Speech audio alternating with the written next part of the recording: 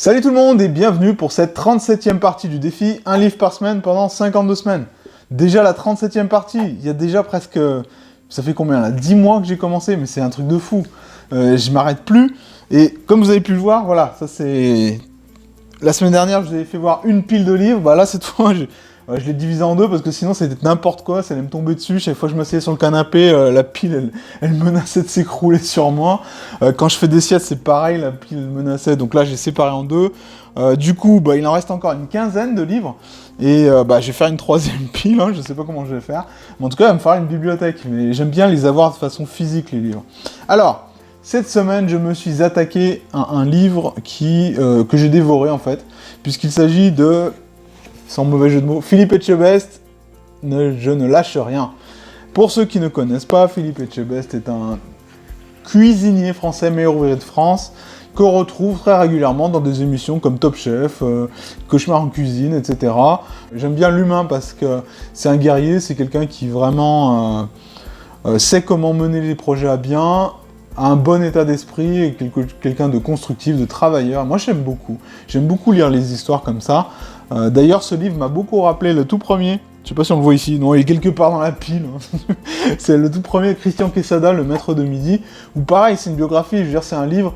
Il faut pas s'attendre avec ce genre de livre à apprendre énormément de choses au niveau pratique, des choses que vous pouvez intégrer vous dans votre vie quotidienne. C'est plus des livres pour suivre un petit peu l'état d'esprit, l'histoire et finalement les étapes de la vie de certaines personnalités. Donc là, Philippe Etchebest, ce qui m'a un peu encouragé à le lire également, c'est que pour Jean-Yves, Amitié gourmande, Philippe Etchebest. Donc voilà, moi j'aime bien lire un petit peu les ouvrages. J'ai souligné peu de choses parce que, encore une fois, on apprend très peu de choses dans ce livre au niveau pratique. Il y a des choses que j'ai aimées, il y a des choses que j'ai pas aimées. C'est le jeu de la vie! Tout ça, on en parle après le jingle.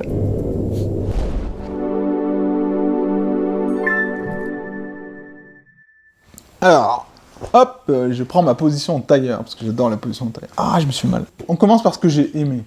Philippe Etchebest donc vous raconte tout depuis le début jusqu'à la fin, ou presque. Donc, on apprend un petit peu comment il s'est formé au métier de cuisinier.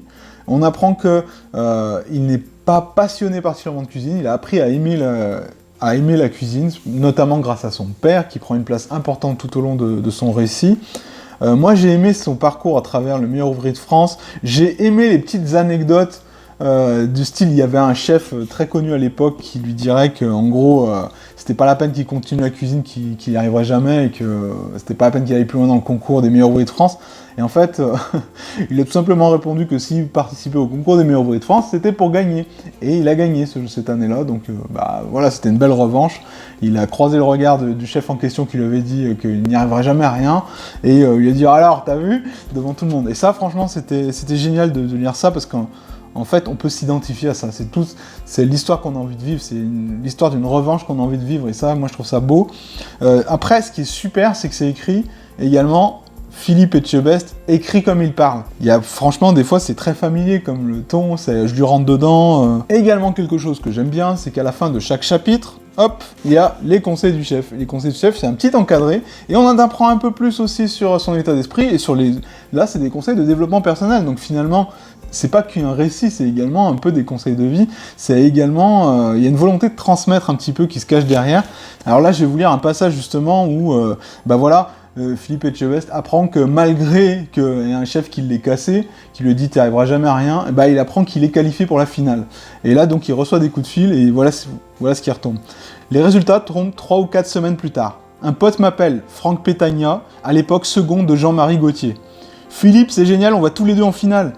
1 heure après, coup de fil du chef, dont je tairai le nom, c'est dommage, qui m'avait cassé. « Bonjour Philippe, tu as les résultats ?»« Non. » « Eh bien, tu vas en finale. » Silence.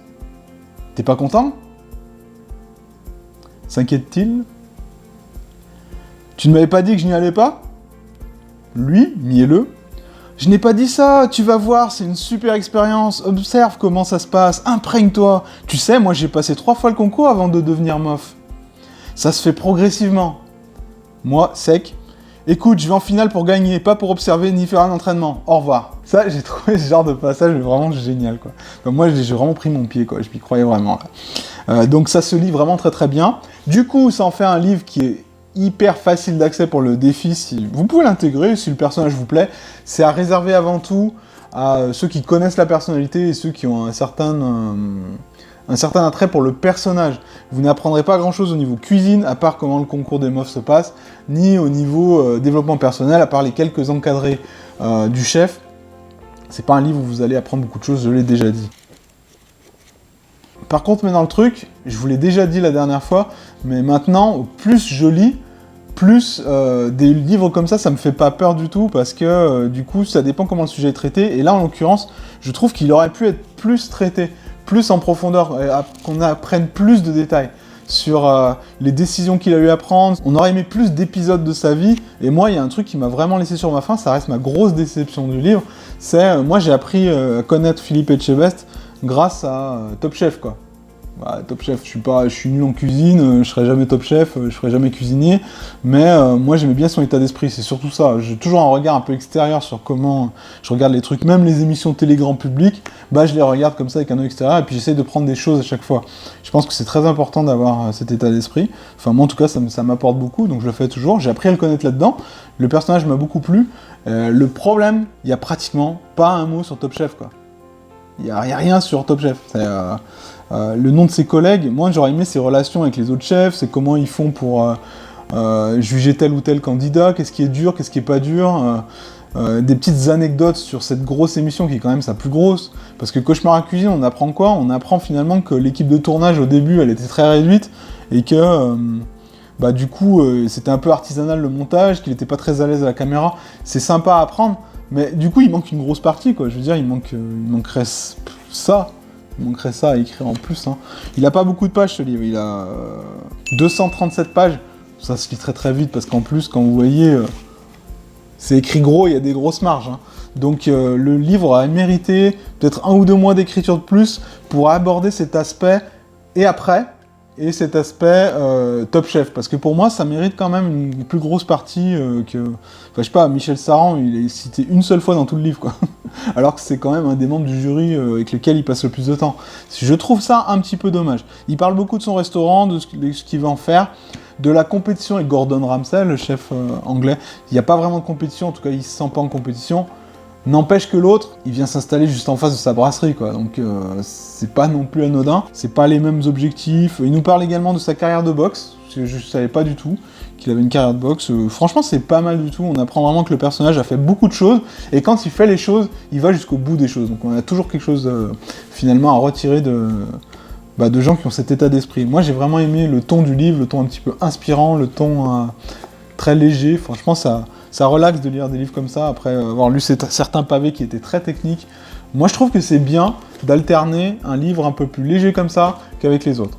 Après, je vous le cache pas, je suis un petit peu resté sur ma faim, mais pas par rapport à des qualités d'écriture ou quoi que ce soit, c'est juste que ça va pas assez loin, quoi. Moi, je veux dire... Ou alors il faut un tome 2, enfin je sais pas, mais là ça fait un peu prétentieux de faire un tome 2. J'ai tenu à lire ce livre également parce que c'est un type de lecture différente. Et je vous encourage, enfin en tout cas moi ça m'a beaucoup apporté de lire des choses différentes. J'aurais pu ne lire que des livres en rapport avec la mémoire ou la concentration. Le problème, c'est qu'au bout d'un moment vous lisez toujours les mêmes choses, vous avez besoin d'avoir d'autres sources, vous avez besoin d'avoir d'autres regards, d'avoir d'autres personnes dans votre salon qui partagent vos soirées ou vos moments en lecture que juste toujours les mêmes gens, quoi. Donc moi j'aime bien lire de façon éclectique, lire les choses. Là on va encore changer de sujet la semaine prochaine puisque je m'attaque à le grand roman des maths de Michael Launay. Il n'est pas encore arrivé dans la boîte aux lettres, donc vous l'aurez juste en photo. Mais voilà, j'ai hâte également de découvrir un petit peu plus ce youtubeur, dans lequel j'en entends beaucoup parler. Les maths, c'est pas du tout mon truc à la base, donc on va essayer de lire quelque chose qui fait l'apologie des maths, en fait. Donc j'ai hâte de savoir comment Michael Launay va me donner envie de faire des maths, ou de refaire des maths, ou de comprendre les maths. Notamment ces trucs de théorèmes où j'ai jamais rien compris. Donc voilà. C'était Jean-Yves pour la 37e partie, il en reste 15, j'ai bien pris en compte vos suggestions, vous me les avez envoyées par email, par commentaire, j'ai fait une note de tout ça, j'ai encore 2-3 livres à lire qui ne sont pas dans vos suggestions directement, et après je m'attaque qu'à ce que vous m'avez suggéré, il y a encore des gros pavés qui m'attendent, voilà. Donc j'espère que ça vous a plu, laissez un commentaire si c'est le cas, laissez un petit pouce bleu, je vous dis à bientôt pour la prochaine vidéo, salut. Attends, on refait, c'est nul. Chaque jour je vous parle ça, il y a une... C'est nul ce que je dis.